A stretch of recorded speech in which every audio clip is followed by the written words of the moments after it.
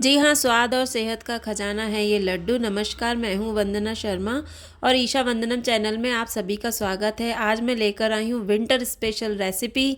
Channel पे नए हैं तो चैनल को सब्सक्राइब कर दें और बेल आइकन पर क्लिक कर दें। तो चलिए रेसिपी को फटाफट से शुरू करते हैं। तो यहाँ मैंने गैस ऑन कर दी है, कढ़ाई चढ़ा दी है। कढ़ाई में मैंने डाल दिया है 2 चम्मच घी। घी को थोड़ा सा मेल्ट होने देते हैं और थोड़ा गर्म होने देते हैं। घी गर्म होता है, इसके साथ में ही मैंने यहाँ लिया है सर्दियों का खजाना गोंद। तो यहाँ मैंने 50 ग्राम गोंद लिया है और इसे अच्छे से धूप लगा दिया है। धूप लगाने से ये होता है कि उसका मॉइस्चर जो होता है वो निकल जाता है। तो एक टुकड़ा हम गोंद का डालकर घी में चेक कर लेते हैं कि घी गर्म हुआ है कि नहीं। तो आप देख सकते हैं घी अच्छे से गर्म हो गया है और जो गोंद का टुकड़ा हमने डाला था वो अच्छे से फूल गया है। तो ये देखिए, मैं बाहर निकाल के आपको दिखाती हूँ। एकदम गोल मटोल सा गोंद फूल के रेडी हुआ है। तो अब थोड़ा थोड़ा सा हम गोंद घी में डालकर अच्छे से उसे तल लेंगे और गैस की आंच हमें बिल्कुल धीमी रखनी है। धीमी धीमी आंच पर ही इन्हें तलना है, तेज़ आंच पर इन्हें नहीं तलना है, वरना जो गोंद होता है वो अंदर से कच्चा रह जाता है, फिर वो खाने में मुंह में चिपकता है। इसलिए हमें इसे धीमी धीमी आंच पर ही तलना है। तो ये गोंद अच्छे से फूल गया है, अच्छे से तल गया है। इसे हम बाहर निकाल लेते हैं और थोड़ा थोड़ा करके हम सारा गोंद इसी प्रकार से तलकर रेडी कर लेंगे। तो ये मैंने सारा गोंद तलकर तैयार कर लिया है। इसे हम ठंडा होने के लिए साइड में रख देते हैं। इसी कढ़ाई में जो घी बचा हुआ है, इसके अंदर मैं यहाँ ले रही हूँ 15 से 20 बादाम ली है। तो इसे हम हल्का सा सेक लेते हैं। इसके अंदर जब वो बादाम अच्छे से भुन जाएगी तो जो उसका टेस्ट आएगा वो बहुत ही अच्छा आएगा। तो ये बादाम अच्छे से सिक गई हैं, तो इसे हम प्लेट में निकाल लेते हैं। साथ में लिए हैं मैंने यहाँ 15 से 20 काजू। तो इसी घी के अंदर हम काजुओं को भी अच्छे से फ्राई कर लेंगे। 2 से 3 मिनट लगेंगे इसे फ्राई करने में। तो ये काजू भी अच्छे से फ्राई हो गए हैं, तो इसे भी हम निकाल लेते हैं। अब साथ में मैंने लिया है 1 कटोरी मखाना।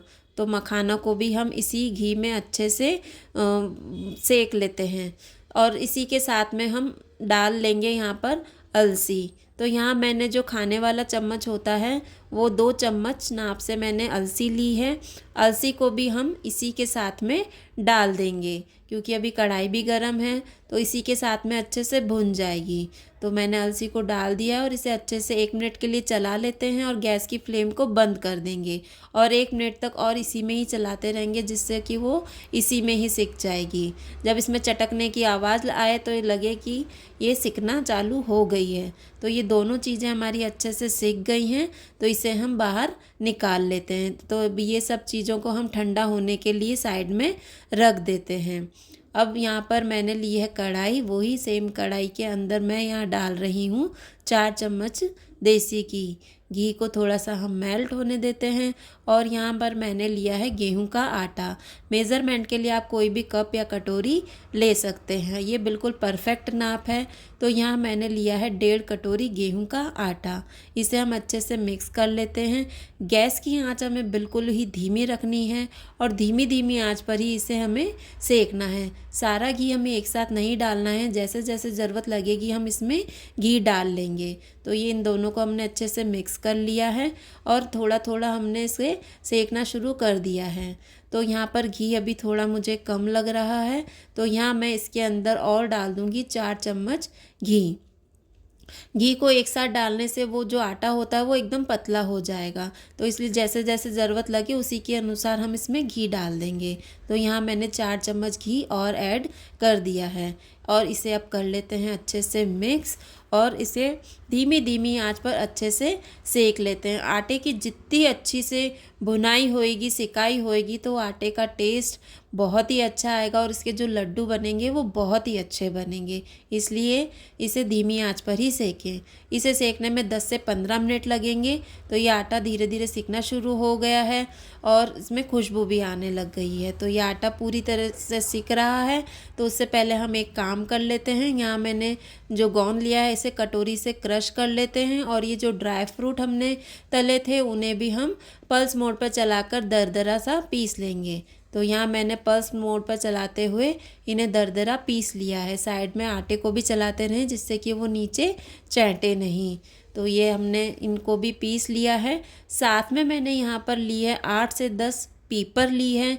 पीपर जो होती है वो डाइजेशन के लिए बहुत अच्छी होती है, और जिनको भूख नहीं लगती है उन्हें भी इसे शामिल करना चाहिए, इससे भूख भी बढ़ती है। और साथ में मैंने ली है 8 से 10 काली मिर्ची, तो इन दोनों का भी हमें पाउडर बना लेना है। तो इधर आटे को भी बीच बीच में चलाते रहें। तो ये आटा हमारा अब अच्छे से सिक गया है। तो अब इस आटे को हम गोंद के साथ में ही बर्तन में निकाल लेते हैं। एक तरफ साइड में इसे निकाल लेंगे। तो ये देखिए आटा कितना अच्छे से सिका है, इसका कलर भी बहुत ही अच्छा आया है। अब इसी कढ़ाई में मैं डाल देती हूँ 1 चम्मच घी, और इसे और भी हेल्दी और टेस्टी बनाने के लिए मैं यहाँ गुड़ का यूज़ कर रही हूँ। तो यहाँ मैंने 1 कटोरी से थोड़ा ज़्यादा गुड़ लिया है, मतलब यूँ मान के चलिए कि 1.25 कटोरी मैंने गुड़ लिया है। यहाँ हमें गुड़ की कोई चाशनी नहीं बनानी है, बस उतना ही करना है कि गुड़ अच्छे से मेल्ट हो जाए। गैस की आंच हमें बिल्कुल धीमी रखनी है, और धीमी धीमी आंच पर इसे मेल्ट होने तक पका लेना है। जैसे ही गुड़ ये पिघलने लगता है तो हमें गैस की आंच को बंद कर देना है, इसे ज़्यादा नहीं पकाना है वरना वो कड़क हो जाएगा। तो ये आप देख सकते हैं गुड़ अच्छे से पिघल गया है। तो मैंने गैस की आंच को हम बिल्कुल बंद कर दिया है। गैस में ही इसे 1-2 मिनट के लिए ऐसे ही चला लेंगे, जिससे कि जो बचा कुचा गुड़ है वो और पिघल जाएगा। अब करते हैं इसका नेक्स्ट प्रोसेस। ये जो आटा और जो गोंद निकाला था, इसी के साथ में हम ऐड कर देंगे जो हमने दरदरे ड्राई फ्रूट पीसे थे वो, काली मिर्च और पीपर का पाउडर, वो भी इसमें ऐड कर देंगे। 1 कटोरी यहाँ मैंने लिया है जो गोला होता है, उसे कद्दूकस कर लिया, इसका टेस्ट बहुत ही अच्छा आता है। तो 1 कटोरी गोला लिया है। और टेस्टी और स्वाद को बढ़ाने के लिए यहाँ मैंने लिया है थोड़ा सा जायफल, तो इसे भी इसको किस लिया है। इसका टेस्ट बहुत ही इसमें अच्छा आता है, टेस्ट बहुत बढ़ जाएगा। लास्ट में बारी आती है इसमें हम गुड़ को मिलाने की। तो जो गुड़ को हमने मेल्ट करके रखा था, पिघला के रखा था, उसको हम इसके साथ में ऐड कर देंगे। गुड़ से जो लड्डू बनते हैं यकीन मानिए बहुत ही टेस्टी बनते हैं, और सर्दियों में तो गुड़ बहुत ही सेहतमंद होता है, ज़रूर से खाना चाहिए। तो इसीलिए मैंने इसे गुड़ में ही बना है। आप चाहें तो इसमें चीनी का भी यूज़ कर सकते हैं, या बूरा भी डाल सकते हैं। तो ये मैंने गुड़ को इसमें ऐड कर दिया है। अभी थोड़ा गर्म ज़्यादा है, इसलिए थोड़ा इसे चम्मच से ही सभी चीज़ों को मिक्स कर लेंगे चम्मच से। ये भी हाथ नहीं डालेंगे क्योंकि बहुत ज़्यादा ये मिश्रण गर्म है। तो पहले एक बार इसे चम्मच से ही हिला देते हैं। जब ये थोड़ा ठंडा हो जाए, जब इसमें हम हाथ को छूने जैसा हो जाए, तब इसे हम अच्छे से हाथों से मिक्स करेंगे। तो अभी इसे चम्मच से हल्का सा मिला लेते हैं, और थोड़ा सा जब तक ये ठंडा हो जाएगा। तो ये सभी चीज़ें अच्छे से मिक्स हो गई हैं। अब ये थोड़ा ठंडा भी हो गया है हाथ को छूने जैसा। तो अब इसे हम हाथों से अच्छे से मिक्स कर लेते हैं, क्योंकि हाथ से जैसे अच्छा मिक्स होता है वैसे चम्मच से अच्छे से मिक्स नहीं होता है। तो सभी चीज़ों को हम हाथों की सहायता से अच्छे से मिक्स कर लेंगे। फ्रेंड्स, एक बार इस रेसिपी को ज़रूर से ट्राई करना। इसी प्रकार जैसे मैंने बना है वैसे ज़रूर से आप ट्राई करिएगा, आपको बहुत ही ये रेसिपी पसंद आएगी। तो ये सभी चीज़ों को मैंने अच्छे से मिक्स कर लिया है। सभी चीज़ें एक मिश्रण हो चुकी हैं। अब हम इस मिश्रण के लड्डू बनाना शुरू करेंगे। लड्डू आप छोटे बड़े जिस भी साइज़ के आप बनाना चाहें अपने हिसाब से आप बना सकते हैं। अगर यहाँ लड्डू ना बंधे तो आप इसमें थोड़ा सा घी भी ऐड कर सकते हैं। तो अभी यहाँ पर ये लड्डू जो है वो परफेक्ट बन रहे हैं, हमें घी की ज़रूरत नहीं है। घी बिल्कुल बराबर है, तो हम इसके लड्डू तैयार कर लेते हैं। तो यहाँ गोल गोल मैंने यहाँ लड्डू बनाकर तैयार कर लिए हैं। ये देखिए, और इसको हाथ में थोड़ा सा गोल गोल ऐसे कर लेते हैं। गोल गोल हाथ में ऐसे कर लेंगे जिससे जो घी की जो शाइनिंग है वो ऊपर आराम से आएगी, और लड्डू एकदम शाइनी शाइनी सा दिखेगा। तो आप देख सकते हैं मैंने इसको ऐसे गोल गोल से हिला लिया है, और लड्डू का आप टेक्सचर देखिए कितना शाइनी सा ये लड्डू बनकर तैयार हुआ है। तो इस सारे मिश्रण के हम लड्डू इसी प्रकार से बनाकर तैयार कर लेंगे। तो मैंने यहाँ पर सभी मिश्रण के लड्डू बनाकर तैयार कर लिए हैं, और यकीन मानिए ये लड्डू बहुत ही अच्छे और टेस्टी बने हैं। आप इस रेसिपी को ज़रूर से ट्राई करिएगा। सर्दी के लिए बहुत ही सेहतमंद लड्डू हैं। बच्चों को खिलाइए, बड़ों को खिलाइए, आप खुद भी खाइए और स्वस्थ रहिए, मस्त रहिए। तो ये लीजिए, लड्डू बनकर हमारे रेडी हैं। आपको ये रेसिपी कैसी लगी मुझे कमेंट करके ज़रूर से बताइएगा।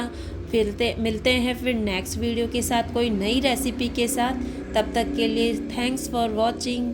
Bye bye.